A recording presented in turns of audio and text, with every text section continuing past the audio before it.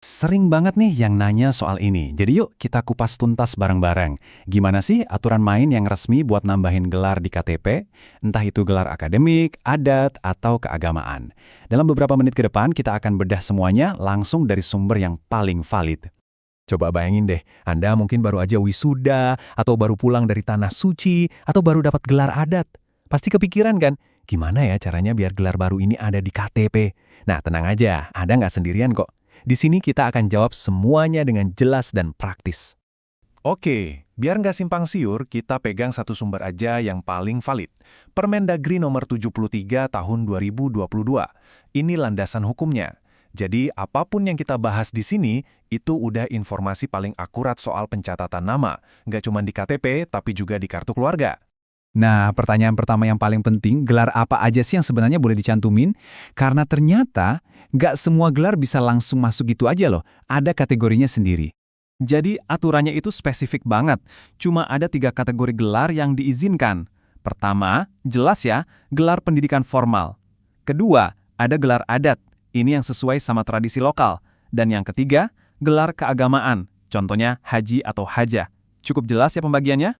Nah, ini nih bagian yang sering banget bikin salah paham. Tolong perhatiin baik-baik ya. Untuk KTP dan kartu keluarga, Anda boleh banget menambahkan gelar. Tapi, untuk dokumen catatan sipil, kayak akte kelahiran atau akte nikah, aturannya tegas melarang. Jadi, gelar-gelar itu nggak bisa dicantumin di sana. Detail kecil, tapi penting banget buat diingat. Sip, teorinya udah dapat kan? Sekarang kita masuk ke bagian praktisnya, bagian yang paling ditunggu-tunggu. Gimana sih langkah-langkah buat ngajuinnya? Sebelum kita lanjut ke langkah-langkahnya, ada satu hal penting yang harus dicatat. Proses ini itu sifatnya opsional, jadi gelar Anda nggak bakal muncul otomatis. Ini murni pilihan Anda, yang artinya Anda sendiri yang harus proaktif datang dan mengajukan permohonan ke Dinas Dukcapil. Tenang aja, prosesnya tuh nggak ribet kok.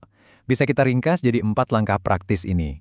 Pertama, siapin dokumennya, KTP sama KK lama, plus bukti sah gelar Anda, misalnya ijazah. Kedua, ya tinggal datang ke kantor Dukcapil. Ketiga, serahin semua berkasnya ke petugas. Terakhir, tinggal tunggu deh prosesnya selesai. Nanti Anda bakal dapat KTP dan KK yang baru. Oke, kita udah hampir sampai di ujung nih. Tapi tunggu dulu, ada beberapa detail penting lain yang wajib banget Anda tahu. Ini semacam batasan-batasan yang perlu jadi perhatian. Nah, dengerin baik-baik kutipan dari pejabat Dukcapil ini. Karena ini penting banget. Ada 2 batasan utama. Pertama, total karakter nama di KTP itu termasuk gelar dan spasi, maksimal cuma 60 huruf. Jadi kalau nama Anda panjang, harus pinter-pinter ngaturnya.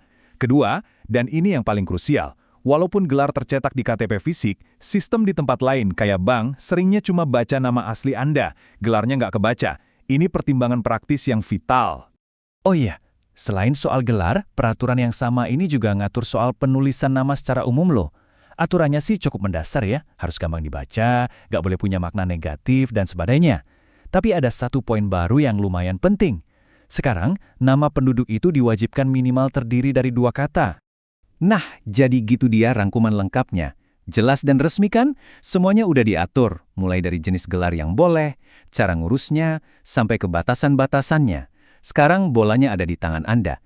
Dengan semua info ini, kira-kira apakah memperbarui KTP jadi langkah yang pas buat Anda?